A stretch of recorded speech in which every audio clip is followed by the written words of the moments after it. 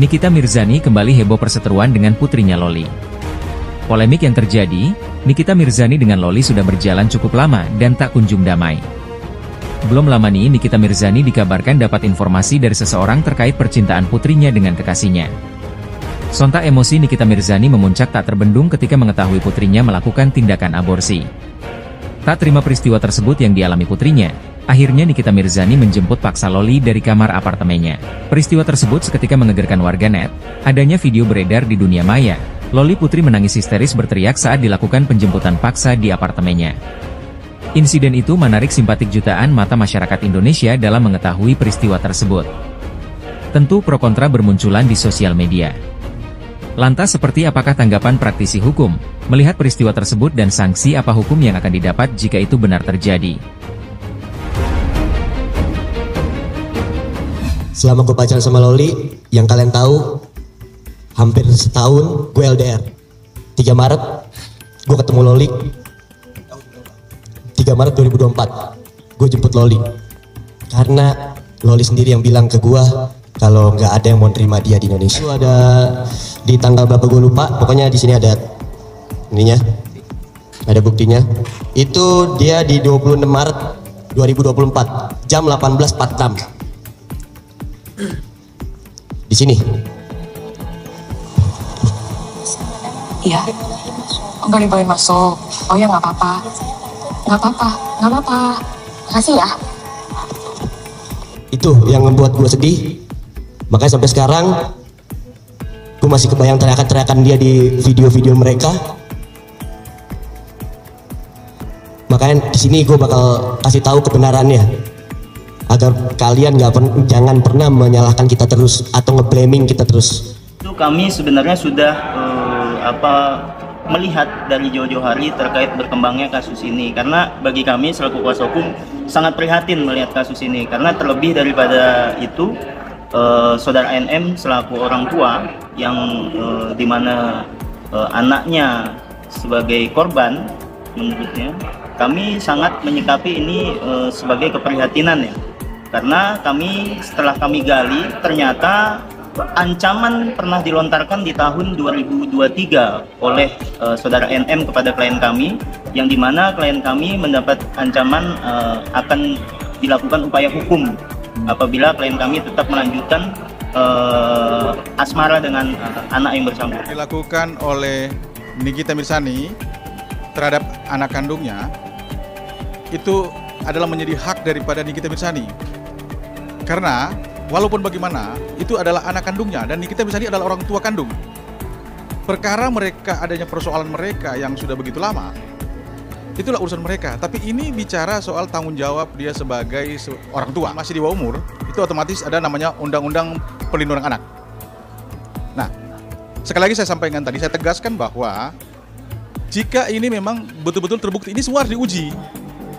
Apakah laporan Nikita Mirzani yang sudah disampaikan ke pihak Polres Jakarta Selatan terkait dua hal tadi, yaitu pencabulan karena di bawah umur, kemudian juga yang tadi aborsi, ini adalah PR bagi pihak Polres Jakarta Selatan untuk mengumpulkan bukti-bukti, dan bukti-bukti harus terang, sehingga lewat bukti inilah Fadil harus bertanggung jawab akan apa yang sudah diperbuat terhadap anak daripada Nikita Mirzani. Yang perlindungan anak dan asusila ini ancamannya bisa di atas 6 tahun gitu untuk ancaman hukuman.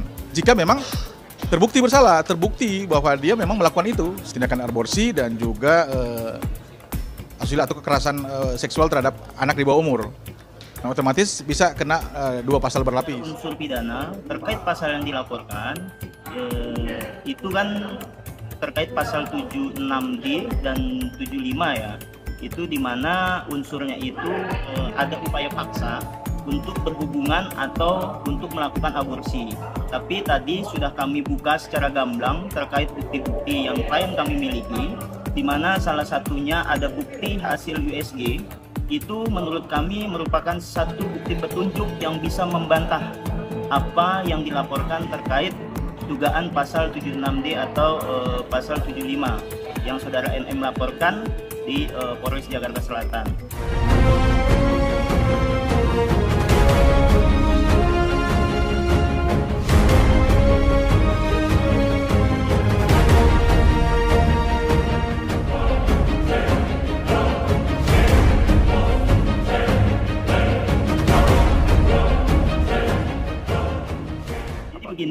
kalau kita bicara aborsi tentu ada tempat, siapa yang melakukan dan siapa yang mengajak, ya kan?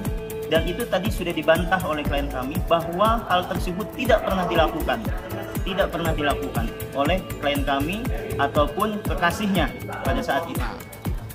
Ini tapi kita melihat sebagai pakar praktis hukum bahwa ini kan persoalan ini masih awal, belum pada titik di mana pihak penyidik melakukan tindakan untuk pengumpulan barang bukti. Ini kan lagi berproses. Nah, mungkin setelah sudah ditemukan bukti-bukti yang kuat, barulah itu bisa masuk ke tahap penyidikan, adalah persoalan keluarga antara orang tua dan anak. Dan ini memang sudah cukup lama. Nah, kami sebagai masyarakat juga tidak tahu persis ini apakah Nikita Mirzani yang salah mendidik atau anaknya ini yang memang kurang ajar terhadap orang tuanya. Ini adalah hak daripada seorang Nikita Mirzani sebagai orang tua kandung. Walaupun bagaimana katakanlah mereka bertikai, tetapi biar hubungan antara anak dan orang tua ini masih tetap terjalin, dan itu secara hukum itu adalah sah ketika dia Nikita melakukan hal seperti itu. Ini treatmentnya harus berbeda dengan orang dewasa. Ini harus hati-hati ketika ada penyidik, kemudian ada petugas-petugas yang mendampingi. Ini harus diperlakukan secara anak. Biar bagaimanapun ini masih di bawah umur. Kami berharap Nikita Mirzani untuk lebih bijak dalam menghadapi ini. Artinya bisa mengontrol diri bahwa memang namanya juga anak remaja, hal yang wajar kalau memang bisa juga karena pergaulan. Tapi di sini yang harus mengendalikan diri adalah Nikita Mirzani. Si Loli ini juga bisa dewasa dengan adanya beberapa pendamping untuk memberikan arahan. Mungkin psikolog juga perlu ini agar supaya bisa dikembalikan dia bagaimana dia untuk sebagai seorang remaja yang lagi tumbuh, dan ini untuk mempengaruhi kedewasaan akan saudara Loli ini.